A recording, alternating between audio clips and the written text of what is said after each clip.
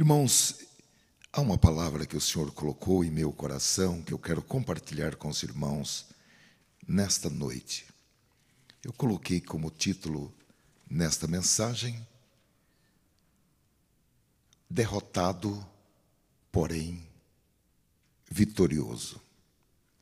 Parece um paradoxo, mas eu creio que esta palavra vai nos ajudar muito a entender determinadas situações que acontecem em nossa vida e vai nos tornar pessoas mais resilientes, pessoas menos ansiosas, pessoas mais pacientes, pelo efeito da palavra de Deus. Nós vamos ler o primeiro texto no livro de Abacuque. Nós vamos para o final do livro de Abacuque, os 4 últimos versículos. Abacuque, capítulo 3, versículo 16 a 19. O título desta mensagem também poderia ser Vitória na Derrota. Glória a Deus. A palavra do Senhor nos diz assim: ouvindo-o, o meu ventre se comoveu. Os irmãos sabem o que é, né? Quando o ventre comove. A sua voz tremeram os meus lábios. Entrou a podridão nos meus ossos e estremeci dentro de mim. No dia da angústia, descansarei.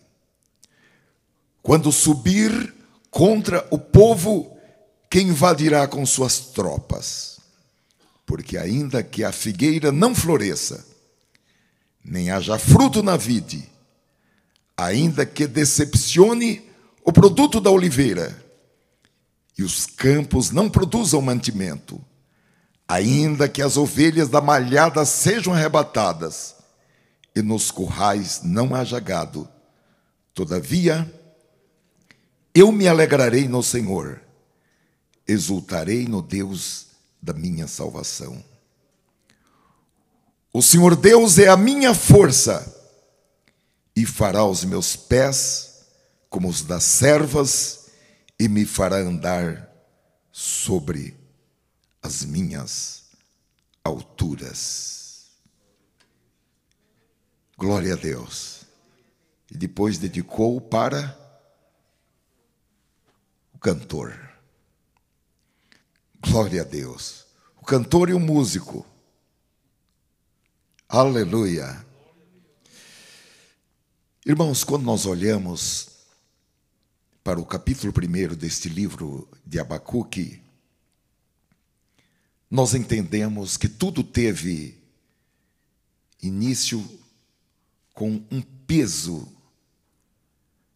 que o profeta Abacuque sentiu na sua alma. Ele viveu dias difíceis como os dias que nós estamos vivendo, por causa do que ele via e do que ele ouvia, e também por causa das revelações que Deus lhe dera, daquilo que aconteceria em consequência, porque a nação estava afastada de Deus, as coisas estavam um tanto em desordem, tanto do ponto de vista material, como também do ponto de vista espiritual. As pessoas não apenas não temiam a Deus, elas viraram as costas para Deus. E também elas não se entendiam entre si e maltratavam os fracos, os indefesos. A economia era controlada por homens ímpios. O sistema de justiça também, que hoje nós chamamos de poder judiciário, era controlado por homens ímpios. Os dias de Abacuque são dias muito parecidos com os dias que nós estamos vivendo. Realmente, meus amados irmãos, não há nada novo sobre a terra. O que é, em algum momento, já foi. E os dias de Abacuque estão muito relacionados com os nossos dias. Hoje eu recebi lá no meu escritório 2 pessoas e ao final uma delas falou: podemos ter uma oração? E eu falei: vou pegar uma Bíblia, e eu gosto de ter lá uma Bíblia católica com o imprimatur, é uma Bíblia antiga, de Dom Paulo Evaristo Arnes, que foi um famoso cardeal aqui no Brasil.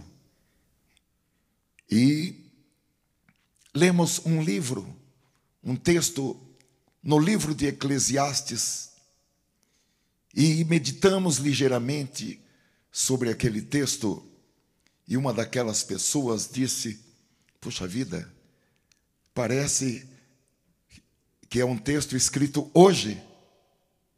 E eu falei para ele: a Bíblia, ela é mais atual do que o jornal de amanhã.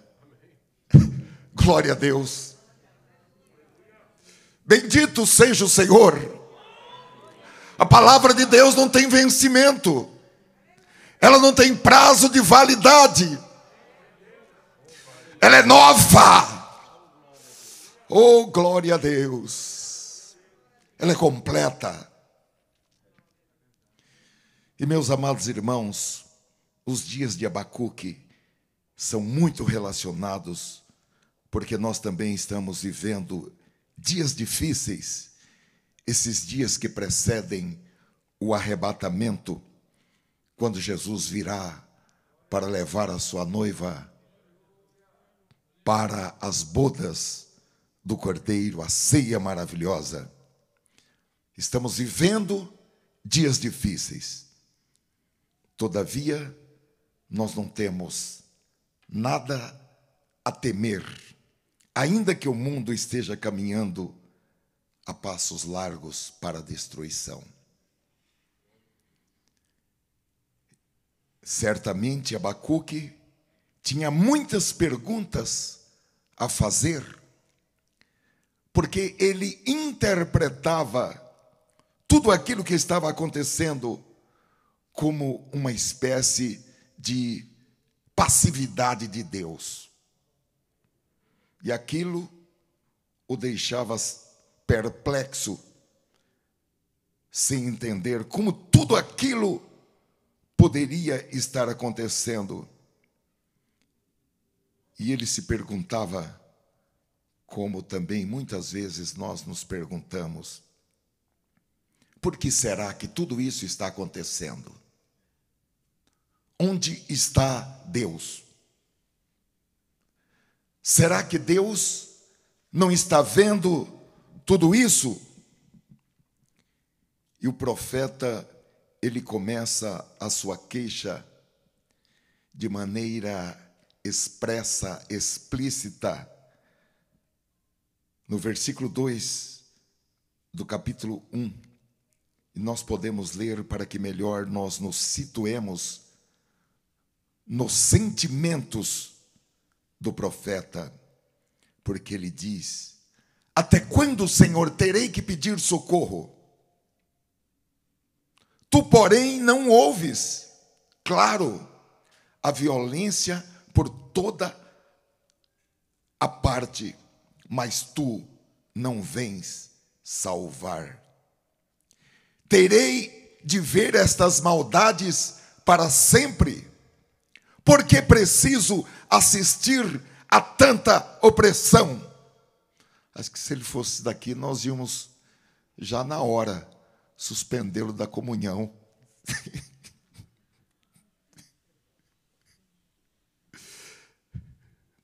Para qualquer lugar que olho, vejo destruição e violência. Estou cercado de pessoas que discutem e brigam o tempo todo. A lei está amortecida e não se faz justiça nos tribunais. Os perversos são mais numerosos do que os justos, e com isso a justiça é corrompida. Eu estou certo, irmãos, que ele tinha muitos outros questionamentos. Porém, o que nós queremos enfatizar nesta noite é que a fé em Deus trouxe uma vitória para ele em meio à derrota. E aqui está o paradoxo do texto que nós colocamos como tema desta mensagem: vitória na derrota, ou derrotado, porém vitorioso. Porque a expectativa era a invasão de Judá pelos babilônicos, e que haveria um tempo de muitas dores, porque os babilônicos eram um povo muito cruel, era um povo violento, e as suas conquistas eram marcadas por sangue. Eles faziam questão de humilhar psicologicamente e fisicamente aqueles povos vencidos nas guerras.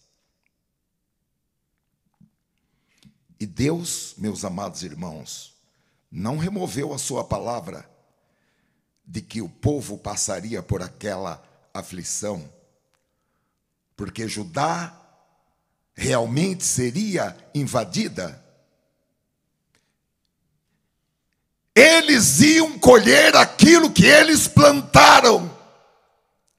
Deus não se deixa escarnecer. Todos aqueles e aquelas que virarem as costas para Deus vão pagar o preço em virado as suas costas para Deus. Viriam tempos de dores. Os dias, irmãos, que nós estamos passando são classificados como o princípio de dores. E não precisa ser um analista, um sociólogo, uma pessoa que estuda as questões nacionais e internacionais para saber que a cada dia cresce mais o mal.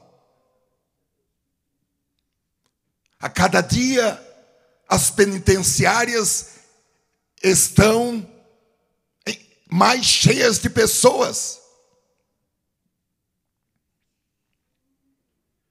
A cada dia mais pessoas estão na escuridão.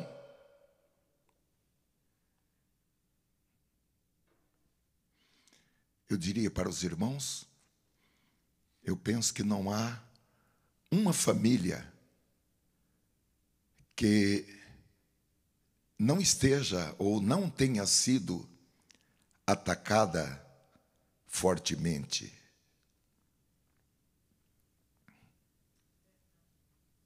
Não há uma família. Algumas coisas que nós não gostaríamos de ter nas nossas famílias, a gente olha assim, faz uma árvore genealógica e está lá aquele meu sobrinho, aquele meu primo, aquele meu tio, aquela minha tia, aquela minha prima, que nem parece que era aquela belezinha que a gente pegava no colo e chacoalhava para lá e para cá. Os governos estão em apuro. Eles não podem, eles não têm com que parar o desastre econômico, o terrorismo, a pandemia. E a gente ouve muito falar a respeito de fome,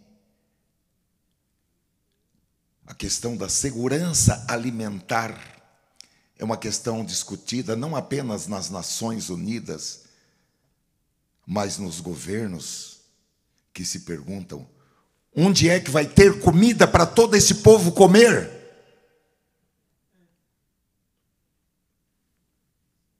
O Brasil, pela misericórdia de Deus, tem sido um celeiro do mundo. Mas até quando?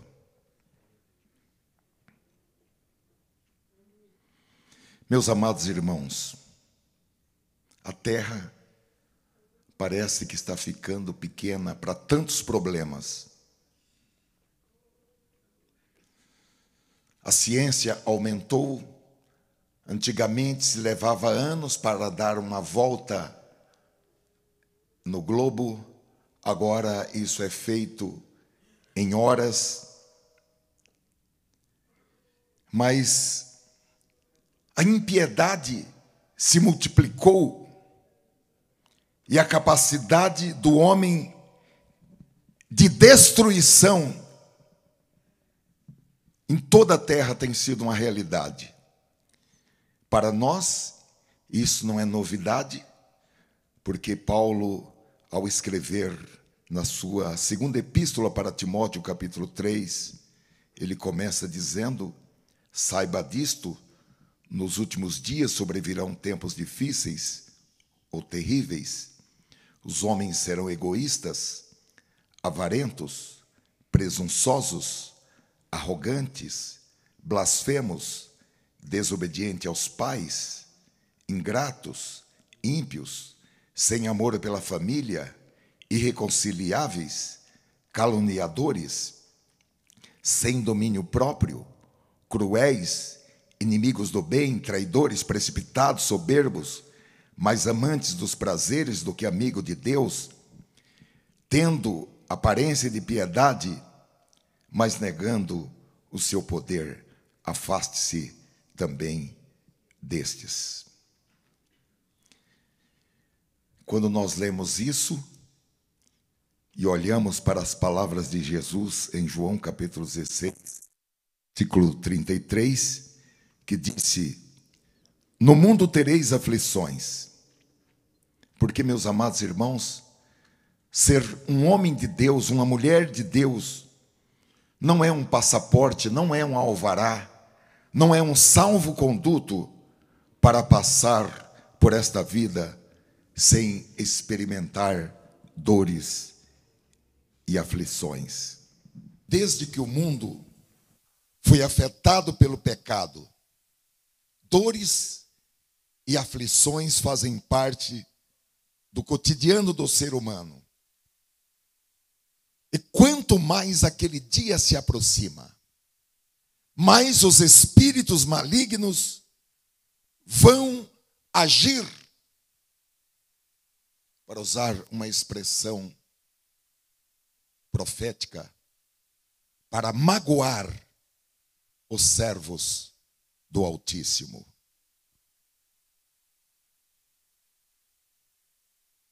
É por isso, meus amados irmãos, que enquanto nós vivermos neste mundo, nós temos que encontrar uma forma de viver uma vida de fé. Senão, diante das dores, das aflições, nós vamos entrar em problemas psíquicos, neuroses, paranoias, transtornos, porque este mundo é um vale de aflições e de lágrimas. Não estou fazendo terrorismo, Mas é bom que todos nós saibamos que mais cedo ou mais tarde na vida, cada um de nós vai enfrentar situações que estarão fora do nosso controle.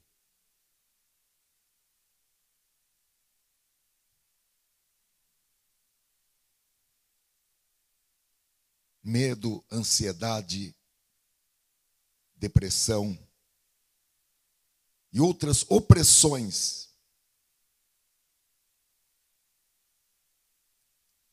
invadem o coração das pessoas. A Organização Mundial de Saúde, ou OMS, que é tão falada, diz que 33% da população mundial sofre de algum tipo de transtorno mental. Agora, meus amados, nós começamos a ficar blindados pela palavra de Deus quando nós lemos, por exemplo, em Romanos capítulo 8, versículo 18, que as aflições deste tempo presente, ou seja, os sofrimentos, as enfermidades, as calamidades, as decepções, as pobrezas, as traições e todo tipo de aflição deste tempo, Paulo diz que tudo isso é insignificante quando comparados com a bênção, com a glória, com os privilégios para o crente, hoje e aquela que será revelada.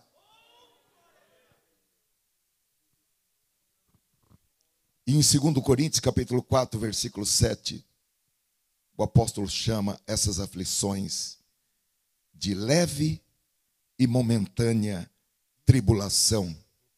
E ele diz que essa leve e momentânea tribulação produz para nós um efeito muito positivo, que ele chama de peso eterno de glória, muito excelente.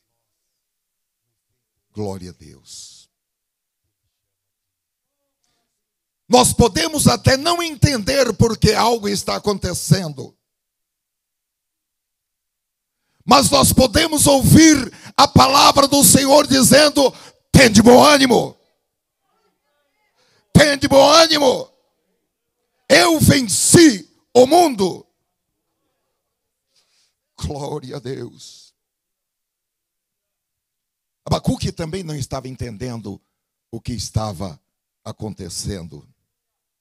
E ele estava buscando respostas que satisfizesse a sua lógica, respostas que satisfizesse o seu entendimento, as perguntas que haviam dentro de si. Porque isso está acontecendo na minha igreja, na minha casa, no meu trabalho, na minha família. Porque isso está acontecendo. Onde foi que eu errei?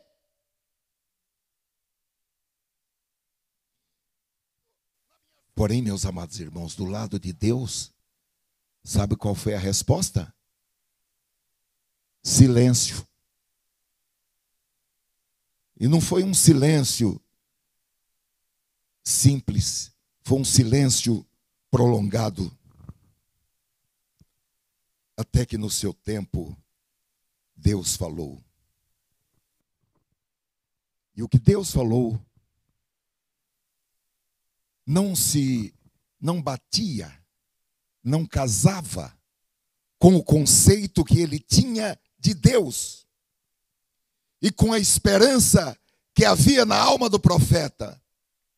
Então ele disse no capítulo 2: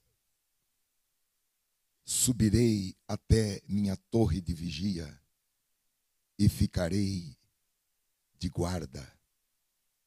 Ali esperarei para ver o que ele diz, que resposta dá a minha deixa. Glória a Deus. Eu vou para a minha torre de vigia e não vou sair de lá enquanto Deus não falar. E as primeiras palavras de Deus para Abacuque estão no capítulo 2, versículo 4.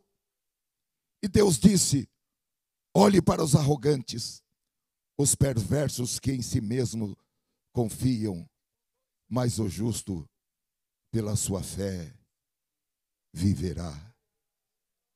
Oh, glória a Deus. Irmãos, nós temos que olhar para Abacuque, nós temos que olhar para Paulo, quando orou insistentemente, e a resposta de Deus foi simplesmente: a minha graça te basta. Ah, mas eu queria uma explicação. A minha graça te basta. O justo, pela sua fé, viverá. Oh, glória a Deus. O justo não precisa de explicações lógicas. Ele viverá pela sua fé. Oh, glória a Deus. Ele sabe em quem ele crê. Ele creu e crê. Aleluia. Ele sabe que Deus vai em algum momento fazer alguma coisa. Coincidentemente, irmãos, existem 3 versículos paralelos no Novo Testamento. Hebreus capítulo 10, versículo 38. Gálatas capítulo 3, versículo 11. E Romanos capítulo 1 e versículo 17. Curiosamente, é um outro conjunto de versículos paralelos. Porém, eles não estão em palavras escritas, mas no pensamento que o profeta expressou no texto que nós lemos no capítulo 3. Depois de ouvir a voz de Deus, ele diz: ouvindo eu, o meu ventre se comoveu. Ou seja, ouvindo ele, a minha barriga tremeu. Ouvindo ele, eu não segurei o meu ventre. Glória a Deus. Irmãos, há um grave problema no meio do povo de Deus, que é se acostumar com a glória de Deus, que é se acostumar em ouvir Deus, e não ter nem sequer um frio na barriga, quanto mais uma desinteria.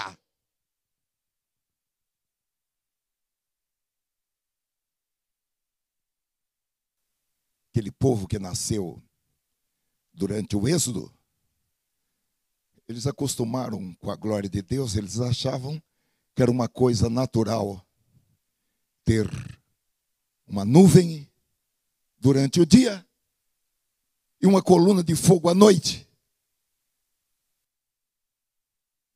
E nós vivemos um tempo em que as pessoas se acostumaram com a glória de Deus. Agora, o profeta diz: ouvindo-o, o meu ventre se comoveu, a sua voz tremeram os meus lábios, entrou a podridão nos meus ossos e estremeci dentro de mim. Mas isso tudo vai produzir um efeito glorioso, porque no dia da angústia descansarei quando subir contra o povo que invadirá com as suas tropas. Depois de você ouvir a voz de Deus, você tem que dar mais valor à voz de Deus. Você tem que dar mais valor àquilo que o Espírito disse à igreja, aquilo que a palavra do Senhor diz do que aos seus próprios sentimentos. Você não pode deixar que os sentimentos do seu coração domine a palavra que você recebe no seu espírito.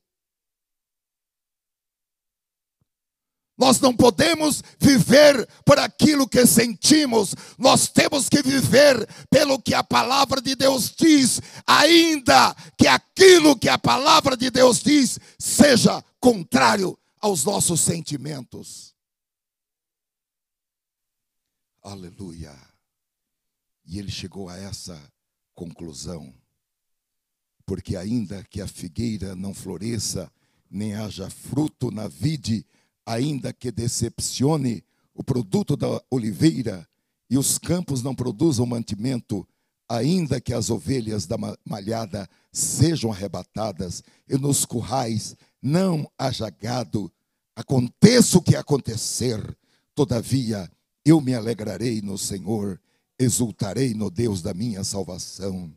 O Senhor Deus é a minha força, e fará os meus pés como os das servas, e me fará andar sobre as minhas alturas. Aleluia. Esse texto nos lembra um texto do Novo Testamento, em Romanos capítulo 8, e versículo 38, quando Paulo diz: porque estou certo de que nem a morte, nem a vida, nem os anjos, nem os principados, nem as potestades, nem o presente, nem o porvir, nem a altura, nem a profundidade, nem alguma outra criatura nos poderá separar do amor de Deus que está em Cristo Jesus, nosso Senhor. Glória a Deus. Queridos irmãos, o Espírito Santo está nos conduzindo para viver uma vida de fé baseada na palavra do Senhor. Aconteça o que acontecer, haja o que houver, Deus é fiel em suas promessas. Glória a Deus. Agora, irmãos, viver uma vida de fé não é algo novo para o povo de Deus. O povo de Deus tem sido conhecido como um povo que vive uma vida baseada na fé. Em Hebreus capítulo 11, diz no versículo 4, pela fé, Abel ofereceu a Deus maior sacrifício do que Caim, pelo qual alcançou testemunho de que era justo, dando Deus testemunho dos seus dons, e por ela, depois de morto, ainda fala. No versículo 8, pela fé, Abraão, sendo chamado, obedeceu, indo para um lugar que havia de receber por herança, e saiu sem saber para onde ia. Na realidade, todo o capítulo 11 de Hebreus descreve as histórias de homens e mulheres compondo aquilo que nós gostamos de chamar de galeria dos heróis da fé. E como nós já vimos, as primeiras palavras de Deus para Abacuque é: o justo viverá pela fé. O povo de Deus é chamado para viver uma vida de fé. E por favor, passe no teste. Quando Deus aplicar o teste, por favor, não reprove. Viva pela fé.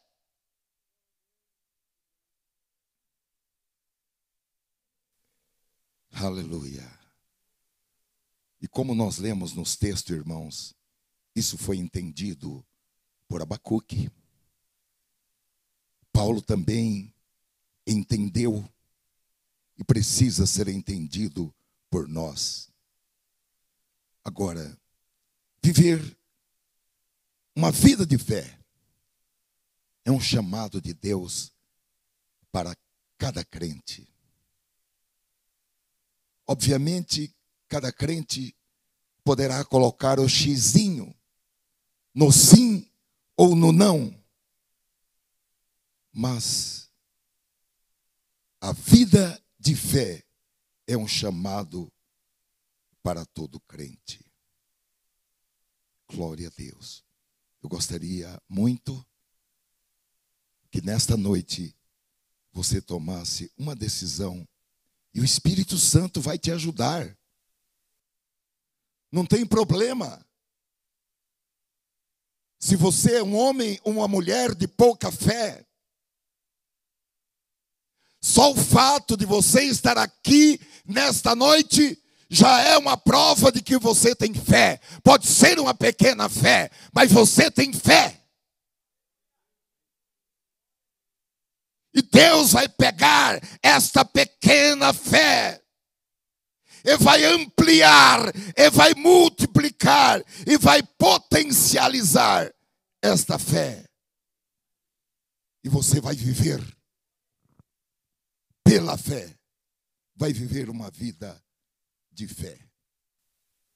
Eu gostaria de olhar com os irmãos alguns princípios gerais relativos à fé.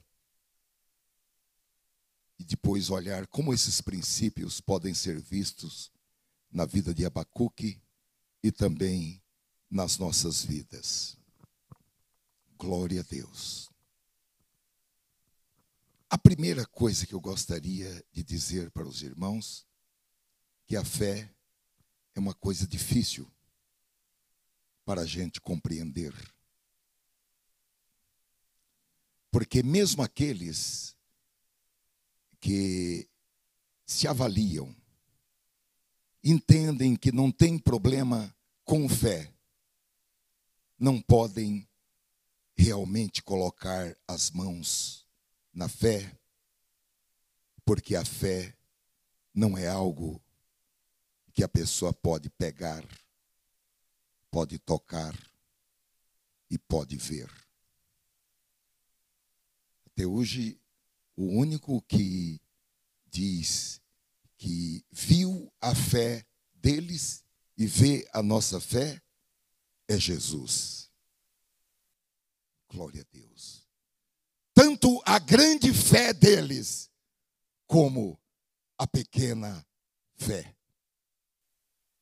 E o autor aos Hebreus explicou a fé como a substância das coisas que se esperam.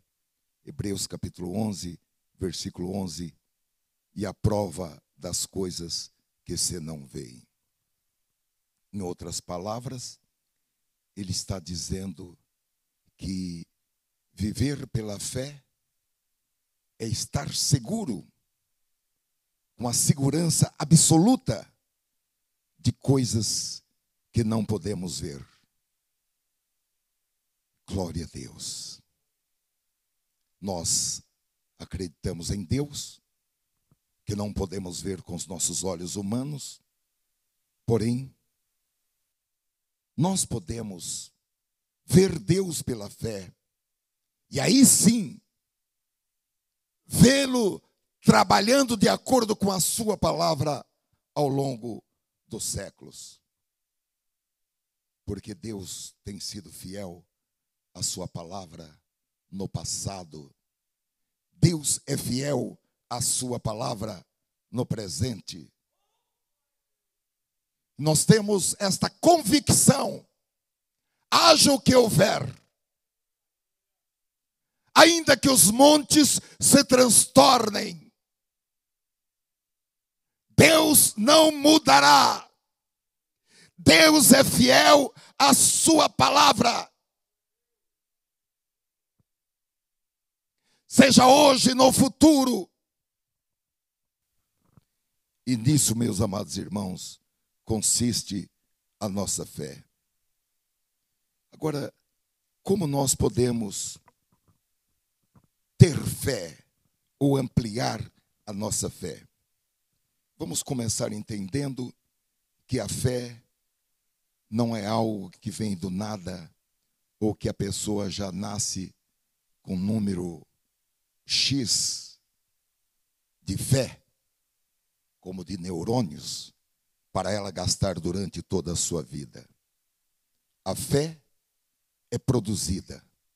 E isso é muito bom. Que assim o seja. Porque de um lado, nós somos responsáveis para trabalhar na produção e na ampliação da nossa fé. E é muito simples realmente. É só ouvir, como nós estamos ouvindo hoje. Porque a palavra de Deus diz, em Romanos capítulo 10 e versículo 17, logo a fé é pelo ouvir, e o ouvir pela palavra de Deus. A fé é uma obra de Deus, mas essa obra de Deus é gerada quando nós ouvimos a palavra de Deus. Por isso é que é preciso pregar o evangelho, inclusive para aqueles que não têm fé. Porque ao ouvir o evangelho, a fé vai brotar. Paulo disse: pregue a palavra a tempo e fora de tempo. Irmãos, os perdidos precisam ouvir a palavra de Deus. Aqueles perdidos na nossa família precisam ouvir a palavra de Deus. Porque a palavra de Deus vai gerar a fé naqueles que não têm fé. E, obviamente, nós também, os crentes, temos que continuar a ler e a ouvir a palavra de Deus. Porque Deus usa a sua palavra para trazer fé, para ampliar a fé, para multiplicar a fé. Bendito seja o Senhor. E temos que falar da palavra para os perdidos, porque, número 1, a fé é importante porque ela é o caminho para a salvação. Efésios capítulo 2, versículo 8 diz: porque pela graça sois salvos por meio da fé. E isso não vem de vós, é dom de Deus, não vem de obras, para que ninguém se glorie. Não é a fé pela fé que nos salva, mas é a nossa determinação absoluta em crer que Jesus Cristo é o Filho de Deus, que Ele morreu pelos nossos pecados, foi sepultado, ressuscitou de acordo com a palavra de Deus. É uma obra que o Espírito Santo faz na vida daquele que ouve a palavra de Deus. Ele tem fé para ouvir a palavra? Não tem fé. Mas ao ouvir a palavra, o Espírito Santo vai agir e vai gerar a fé suficiente para ele crer. Glória a Deus. Então a fé, ela é importante porque é por meio da fé, pela graça de Deus, por meio da fé, que nós somos salvos. Em segundo lugar, nós vivemos a vida presente pela fé. Está escrito em 2 Coríntios capítulo 5, versículo 7, porque vivemos por fé e não pelo que vemos. Andar pela fé significa seguir a palavra de Deus, aplicar no nosso dia a dia os princípios esposados pela palavra. Acreditar que Deus está realizando a sua vontade em nós.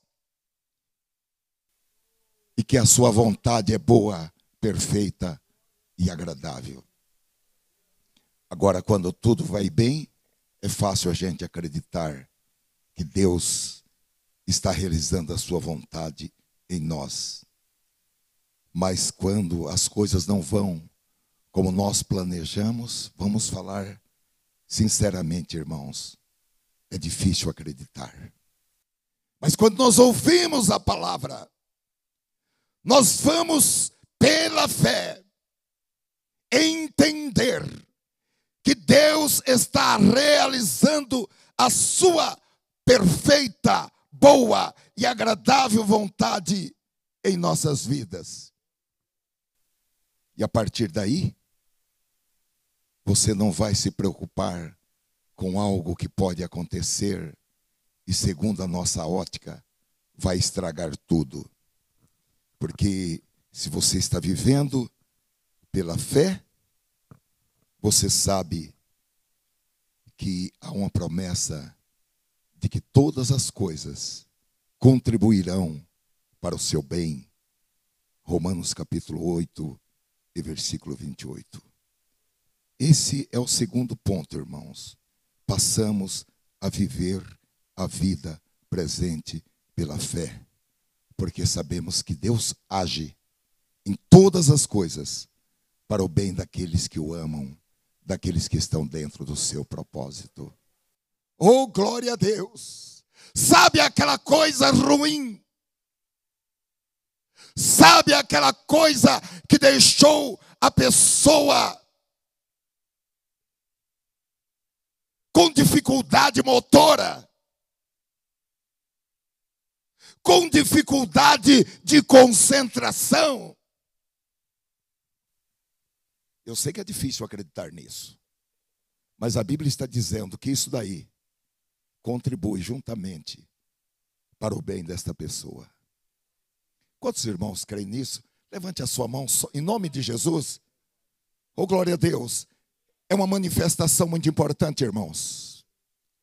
Saber que todas as coisas, sem exceção, mas até mesmo aquelas coisas ruins, estão contribuindo. A resposta da Bíblia é sim. A resposta da fé é sim. Nós vivemos a vida presente pela fé. Pela fé e não pelo que vemos. Em terceiro lugar, devemos ter fé, pois sem ela não podemos agradar a Deus. E essa expressão é do autor, do escritor aos Hebreus, capítulo 11, versículo 6, que disse: ora, sem fé é impossível agradar-lhe, porque aquele que vem de Deus, creia que ele existe e que é galardoador dos que o buscam. Oh, aleluia. Olha, queridos irmãos, para o crente viver uma vida de fé não é uma opção, é uma obrigação. Viver pela fé, meus amados irmãos, é uma obrigação. E existem duas coisas que inevitavelmente acontecem quando você se propõe a viver uma vida de fé. A primeira, viver uma vida de fé é uma luta. O apóstolo Paulo disse a Timóteo, em 1 Timóteo, capítulo 6, versículo 2, combate o bom combate da fé. Toma posse da vida eterna, a qual também foste chamado, e tens feito boa confissão diante de muitas testemunhas. Para viver uma vida de fé é preciso combate. Para viver uma vida de fé é preciso luta. Porque existe como que uma coalizão de forças: o mundo, a carne e o diabo. E essas forças se unem para destruir a nossa fé. Porém, cabe a nós não baixar a guarda, manter a nossa armadura, manter a nossa confiança e combater o bom combate da fé e guardar a fé. Mas nós precisamos estar conscientes que viver uma vida de fé exige luta, exige combate. A vida de fé não é uma vida de flores. A vida de fé não é uma vida onde tudo é um mar de rosas. A vida de fé exige luta. Agora, em segundo lugar, viver uma vida de fé é ser vitorioso. O apóstolo João escreveu no capítulo 5 e versículo 4, porque todo o que é nascido de Deus vence o mundo. E esta é a vitória que vence o mundo, a nossa fé. Disso nós podemos entender que se você crê que Jesus é o Filho de Deus, você já é vitorioso.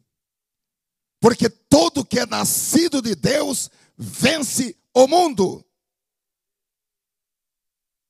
Ainda que todas as circunstâncias apontem derrota, ainda que as pessoas olhem para você e digam, ele foi derrotado, ele caiu, ele perdeu, derrota. Mas para Deus, você não está derrotado, você é vitorioso. É o paradoxo, a vitória na derrota. E todos aqueles irmãos que colocarem a sua fé em Jesus como Filho de Deus, sabem que aconteça o que acontecer, não importa o que esteja acontecendo, o Senhor está conosco. Ele é o nosso refúgio, Ele é o nosso esconderijo, Ele é o nosso libertador, Ele é o nosso ajudador. Ele vai conosco até as últimas consequências.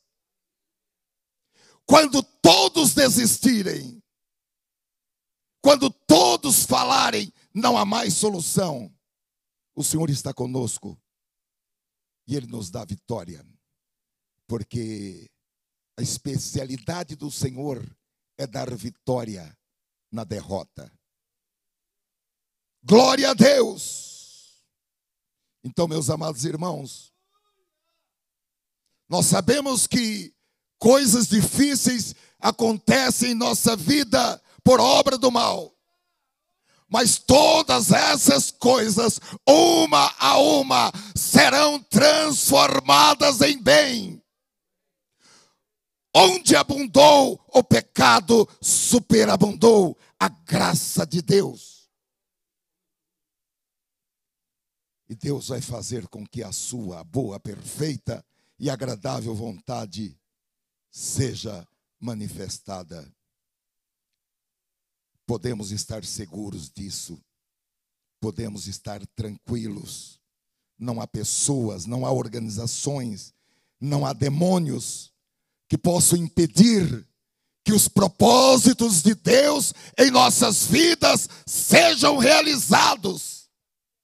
Não há acusações, não há pobreza. Jó capítulo 42, versículo 2 diz: bem sei eu que tudo podes e que nenhum dos teus propósitos pode ser impedido. E eu quero dizer, já finalizando, que tudo isso teve a ver com Abacuque e tem a ver comigo e com você. E é aplicado a nós neste ano de 2021. E nós podemos olhar para a aplicação desses princípios na vida de Abacuque. Quando ele lutou com coisas que ele pensava, com coisas que ele via, com coisas que ele sentia. Ele não entendia. Mas quando ele ouviu a voz de Deus, as coisas mudaram. O panorama continuou o mesmo. Judá seria invadida pelos babilônicos. Mas ao ouvir a voz de Deus, ele voltou a confiar em Deus pela fé. E foi a fé que lhe trouxe descanso. e esperança. Oh, glória a Deus. Bendito seja o Senhor. Eu confesso para os irmãos que quando eu li esse versículo de Abacuque, capítulo 3, e versículo 16, para mim, sinceramente, irmãos, me pareceu que essa sensação de impotência, de fraqueza, que às vezes nós sentimos, porque as coisas estão fora do nosso controle. Porém, o profeta disse: no dia da angústia eu vou descansar. Descansarei.